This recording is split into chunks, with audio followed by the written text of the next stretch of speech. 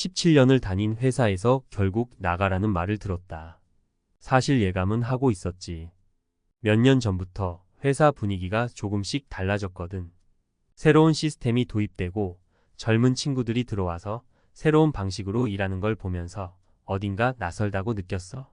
그래도 내 자리야 라고 스스로 다독였지. 나처럼 오랜 경력을 가진 사람이 얼마나 중요하겠어. 그런 생각이 있었어.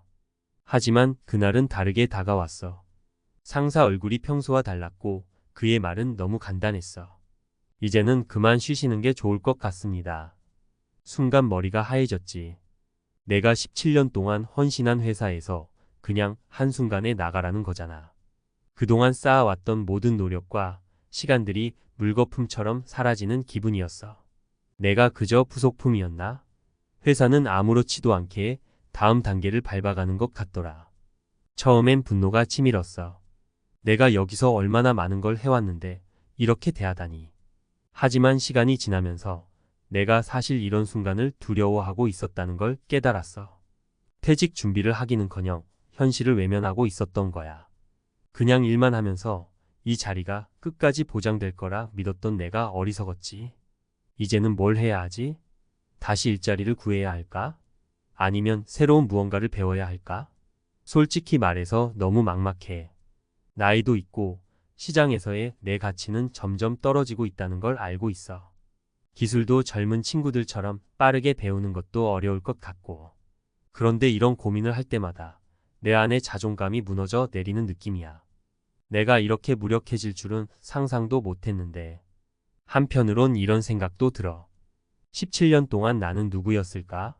그저 회사의 일원으로 살아온 게 전부일까? 내 삶을 되돌아볼 시간조차 없었어. 이제 퇴직하고 나서야 비로소 나를 들여다보는 거야. 이 늦은 시점에서 난 내가 뭘 좋아하는지도 잘 모르겠어. 그냥 회사의 목표와 일에 맞춰 살아왔던 내가 지금부터라도 나를 찾아야 하는 건가 싶기도 해. 하지만 진짜 두려운 건 경제적인 문제야. 가족을 부양해야 하고 생활비도 나가야 해. 퇴직금만으로는 버틸 수 없을 것 같고 뭐라도 해야 하는데 대체 어디서부터 시작해야 할지 모르겠어. 다들 퇴직 후 계획이 중요하다고 말하지만 막상 나 자신은 아무런 준비도 하지 않은 채 여기까지 왔다는 사실이 부끄럽기도 해. 이런 상태로 나가야 하는 게 맞을까? 아니면 무언가를 바꾸기 위해 더 노력해야 할까? 아직 답은 찾지 못했지만 하나는 분명해. 17년간의 시간을 뒤로하고 이제 새로운 길로 나아가야 한다는 것. 쉽지는 않겠지만 나를 위한 새로운 무언가를 찾아보려고 해. 아직 늦지 않았다고 스스로 다독여보지만 마음 한편에는 불안함이 자리하고 있어. 결국 나가라더군. 이제는 내가 나 스스로에게 물어볼 차례인 것 같다. 넌 어디로 가고 싶니?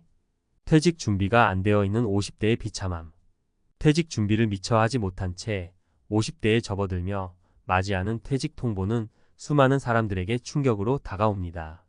특히 17년 혹은 그 이상의 긴 시간 동안 한 직장에 몸담고 있던 사람들이 느끼는 감정은 더없이 무겁고 막막합니다. 이 에세이는 준비되지 않은 퇴직이 50대에게 어떤 현실적인 어려움을 안기는지, 그리고 이를 극복하기 위한 전략들이 무엇인지에 대해 다루고자 합니다. 1. 중년의 갑작스런 퇴직, 나의 가치는? 17년 동안 한 회사에서 성실히 일했는데 이제 와서 나가라니. 이는 실제로 퇴직을 경험한 많은 중년 근로자들의 고백입니다. 그들이 느끼는 가장 큰 감정은 배신감입니다. 회사와 상호 신뢰 속에서 쌓아온 시간들이 단순한 숫자에 불과했음을 깨닫는 순간 자신이 기계의 부속품처럼 느껴지기도 합니다. 정년퇴직까지 얼마 남지 않았다는 사실에 기대어 퇴직 후의 삶을 준비하지 않은 사람들에게는 이러한 통보가 마치 세상이 무너지는 듯한 경험일 수 있습니다. 여기에 덧붙여 퇴직 이후 찾아오는 정체성 상실도 중대한 문제입니다. 한 직장에 오래 머무르며 쌓아온 사회적 지위와 개인적 가치는 개인의 정체성과 긴밀하게 연결되어 있습니다. 나는 무엇을 위해 살고 있는가? 라는 질문에 직장 생활이 중요한 답변이었던 만큼 퇴직 이후 나는 이제 무엇인가? 라는 근본적인 질문에 직면하게 됩니다. 이는 준비되지 않은 퇴직자들이 느끼는 혼란과 좌절의 핵심 요소 중 하나입니다. 2. 재취업의 벽 나이는 숫자가 아니다. 현실적으로 50대 이상의 재취업 시장은 매우 좁습니다. 기술 발전 속도가 빠르고 젊은 세대들이 새로운 기술을 쉽게 습득하는 시대에서 50대의 경력자는 더 이상 경쟁력을 갖추지 못한 인재로 간주되기도 합니다. 특히 대기업이나 전문직이 아닌 경우 중장년층은 일자리 시장에서 밀려나는 경향이 강합니다. 예를 들어 한 금융업계에서 30년을 일한 어씨는 퇴직 후 재취업을 위해 여러 회사에 이력서를 넣었지만 연이어 고배를 마셨습니다. 나이 때문에 거절당했다는 말을 직접 들은 적은 없지만 암묵적으로 나이 때문에 불리하다는 것을 느꼈습니다. 어씨는 50대 이상의 중장년층에게 요구되는 새로운 기술이나 자격증을 습득하는 것도 쉽지 않다는 사실을 지적했습니다. 젊은 세대와의 경쟁에서 밀리기 쉽고 경제적으로 더 많은 부담을 느끼는 나이에 무리하게 새로운 학습을 시도하는 것은 매우 큰 도전입니다. 3. 사회적 시선과 자존감의 상실.